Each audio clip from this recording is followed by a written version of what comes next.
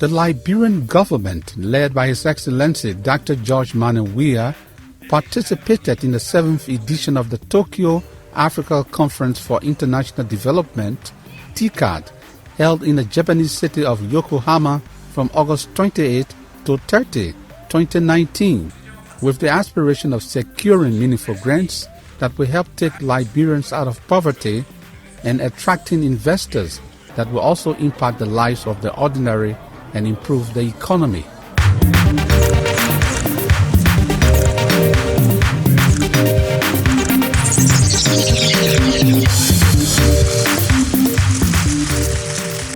Geared into representing Liberia congruently and joining his counterparts from the African continent, the Liberian leader, who is so passionate about lifting the ordinary people out of poverty and seeing a developed Liberia, stressed the need for using technology and innovation as a means for moving Liberia forward, and as well lauded Japan for the numerous contributions toward the growth of Africa. Excellencies, distinguished ladies and gentlemen, I bring you greetings from the people of Liberia. Liberia is most honored to partake in this global forum, which is the manifestation of the excellent relationship existing between African nations and Japan. Liberia appreciates the ongoing development cooperation of Japan and remains committed to further strengthening bilateral ties for the benefit of both countries and people. Let me also take this opportunity to express my appreciation for Japan's contribution to Africa's development through the TICAD process, and for Japan's meaningful role in global peacekeeping, noted as an important factor in our developmental process. TICAD 7 provides yet another opportunity to compare notes with our fellow African leaders and our global development partners from Japan and other parts of the world on the common good of mankind, particularly the fate of African people. Distinguished ladies and gentlemen, considering Africa's current place in the global community and taking into account the evolving realities on the African continent, Liberia could not be more excited about the theme of TICAD 7, advancing Africa's development through people, technology, and innovation. Liberia is currently behind on the application of technology to impact its national development goals. This reality compels us to now pursue a strategy which will fast-track the integration of technology in all facets of our national life. We are fully aware that technological innovation and its proper application can go a long way in solving many of our social and economic problems, and can even contribute to mitigating some of our political challenges. We have therefore decided to accelerate our effort in this area in order to achieve our development goals in the shortest possible time. I thank you. President Weah and delegation held bilateral discussion with the Prime Minister of Japan, His Excellency Shinzo Abe, thereby strengthening cooperation and international relations as well as committing to infrastructural developments. His Excellency Dr. Weah also joined other African leaders to attend a tea party on the invitation of the Emperor of Japan at the Imperial Palace. Liberians back home were very anxious to know the benefits and future prospects of their government's participation in such big event that drives the development of the African continent. Infrastructure development remains the fulcrum of the Pro-Po agenda for prosperity and development. Mr. President has consistently indicated that infrastructure development is going to be the hallmark of his administration. Not only has Mr. President indicated this, he has practically demonstrated his commitment to infrastructure development, because all of us have come to realize that the road to development begins with the development of roads. Our country over the years, our country over many, many decades has suffered. The people of Liberia have suffered as a result of deplorable roads, as a result of bad roads. And so what this administration has thought it necessary to do is to build the roads of Liberia. So the President has said that he will connect Liberia to Liberians. He will connect our county capitals. He will connect our communities. And consistent with that, we are building the roads of Liberia, because through road construction, we will enhance agricultural development. Through roads construction, the health sector will be developed. Through roads construction, through the development of roads, the educational sector will be enhanced. And so we believe that this priority of Mr. President is not misplaced, and the people of Liberia have demonstrated their gratitude to Mr. President for emphasizing road construction.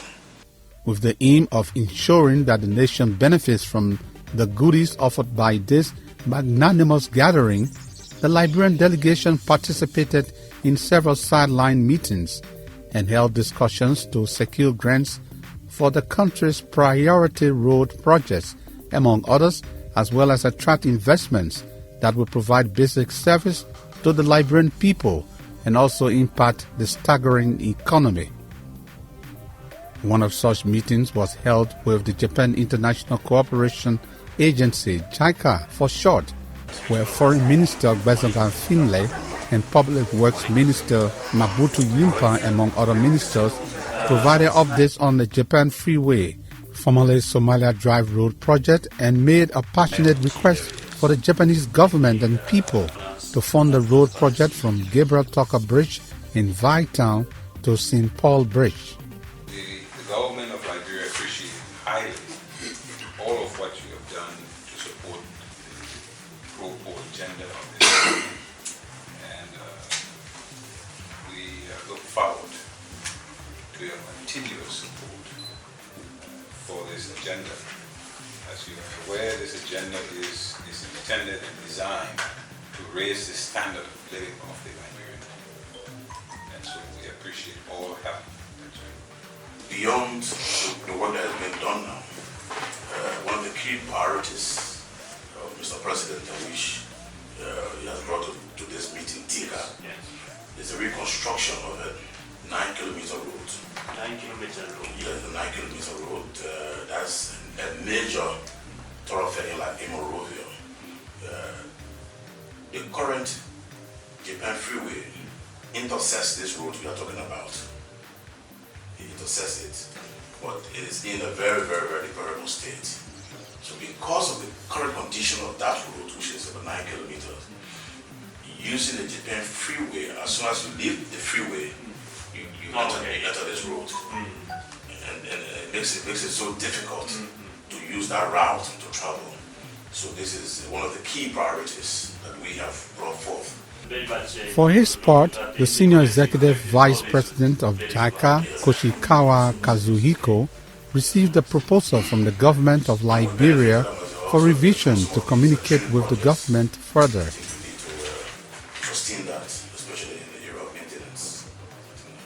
What about the traffic conditions in your capitals?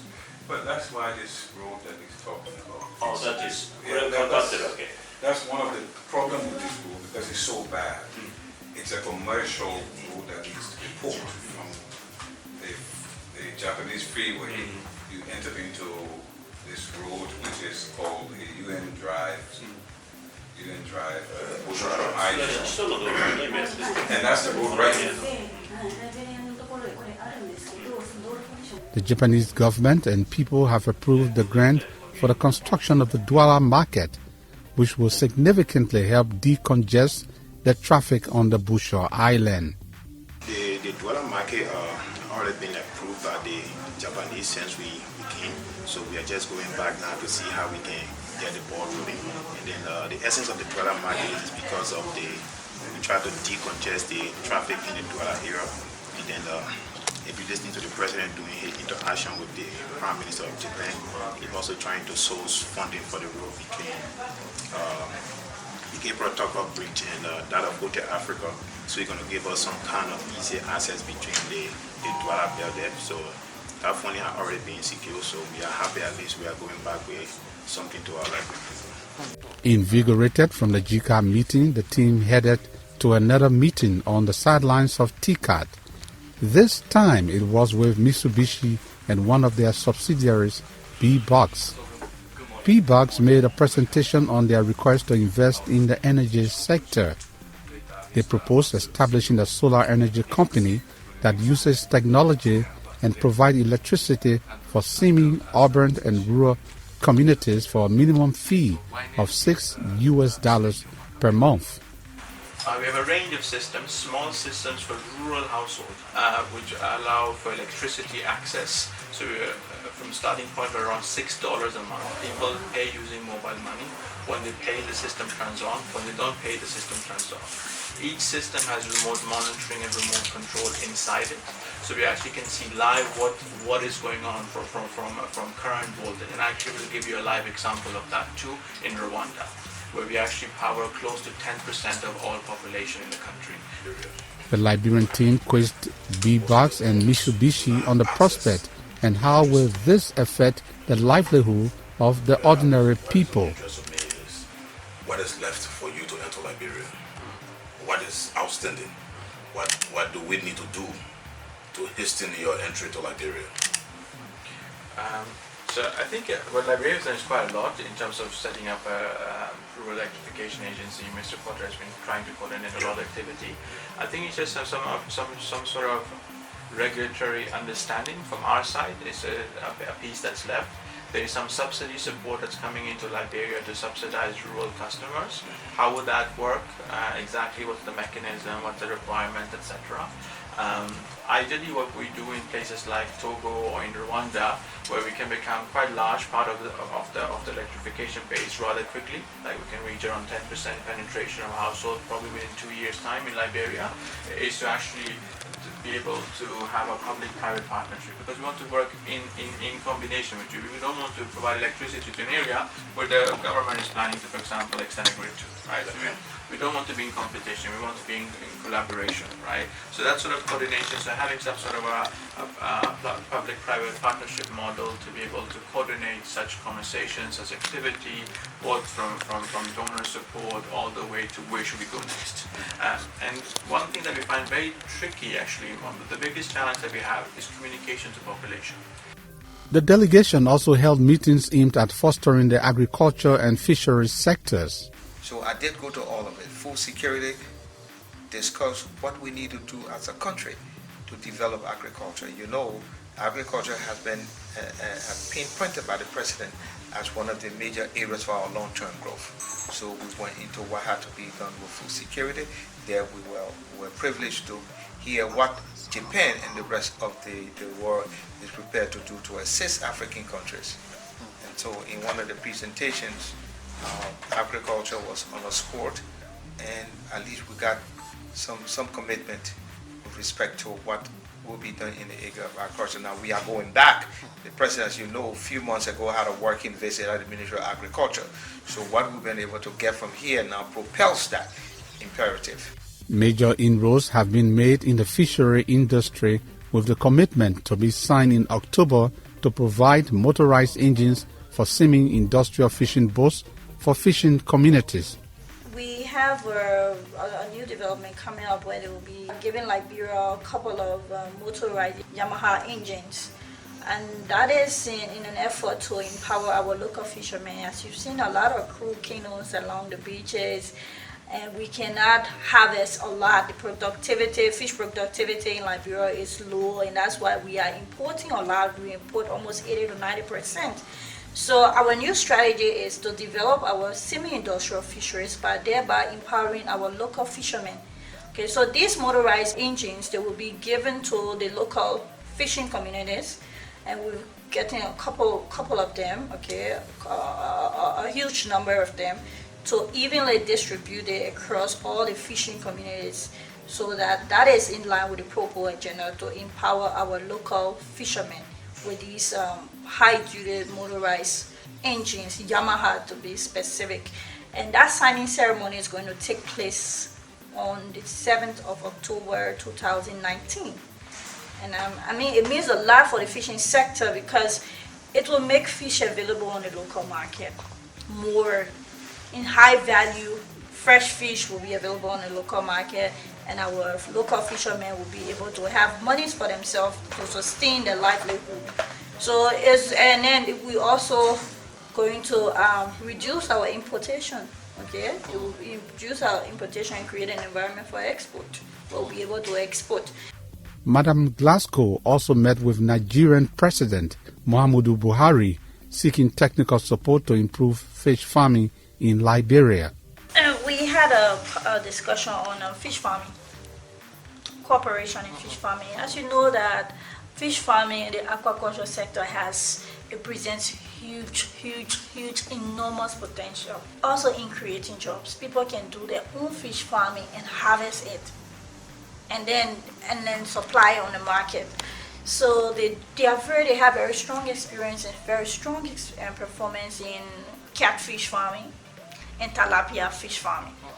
So I want to adopt the same model that they use in Nigeria to bring it in my country, Liberia. So those were the things we talked, and then I happened to have met his president, President Buhari, and then we talked about it briefly too. So immediately we go back. I go back to Liberia. We are going to send our request through our foreign ministry immediately to their foreign ministry to see how we can start working on a cooperation in fish farming. Also, in another development, we have presented a proposal to the Japanese government for a fish landing cluster. And that fish landing cluster will include a processing facility, it will include fresh fish market, it will include the dry docking, it will include the marine store where in your canoe is spoiled, you can go and get your fishing gears from the marine store. It's going to be a modernized cluster at the value of $7.8 million to be constructed in Bikano, Fontaine Town specifically. The delegation also attended meetings aimed at fostering youth development and empowerment. We also attended meetings that had to do with youth skills development and what assistance can be given to young people. Because TICAD has realized, like other people, that Africa youth population is burgeoning, and that within the next several years it will reach close to 1 billion. So the capacity, the need to assist our young people in terms of economic development, in terms of creating jobs for them, in terms of developing them, was something that we decided to attend. So we did attend that meeting, and there it was interesting to hear that Africa private sector is about to pump in a lot of money. And then we went into another one, which was the private sector and the public-private cooperation or partnership. And at that meeting, we were able to listen to important African business leaders, among which is Chief Emilu, the chairman of the UBA. You know, UBA has a branch in Liberia, and this gentleman, this prominent African gentleman, made a plea, which was accepted by the world, in fact, at TICAD, and that basically that one of the things that Africa needs to do, or that the world needs to do, is to invest in young people. The forum provided the opportunity for women to benefit.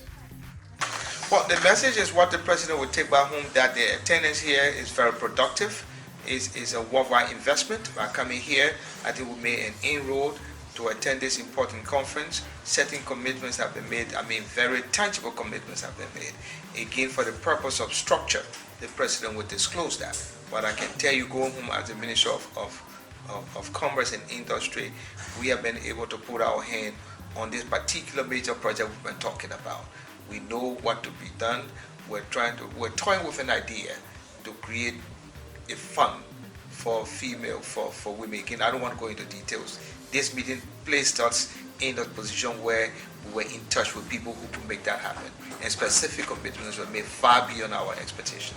TICAD 7 has provided Liberia the opportunities to secure commitments for the nation's overarching priorities, namely infrastructure development, accelerating economic transformation through agriculture and fisheries, and as well improving business environment through technology, innovation and private sector engagement, further enhancing sustainable and resilient society, and strengthening peace and stability.